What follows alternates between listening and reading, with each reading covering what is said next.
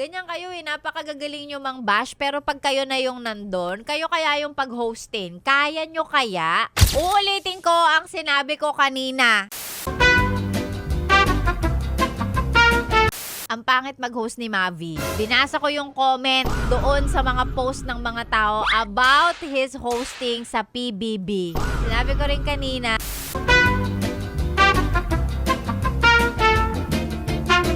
please lang, kayong mga tao, wag kayo masyadong basher. Kasi wala namang nagsisimula na magaling sila agad. Walang ganon. So please lang, let that person learn. At saka nagpaliwanag naman siya. Mayroon parang technical difficulty, nag-e-echo dun sa area, hindi niya naririnig yung sarili niya or parang nag-e-echo or something.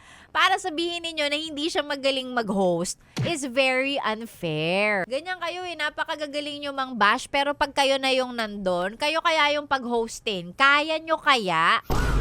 Wag kayong masyadong basher. Ganyan kayo Magaling lang kayo mangpuna, magaling kayo manlait, pero pag kayo na yung nandun, hindi nyo naman kayang gawin. Ang dami nyong comment, ang dami nyong sinasabi, pero pag kayo ang nandun, ay nako, hindi nyo naman din kaya.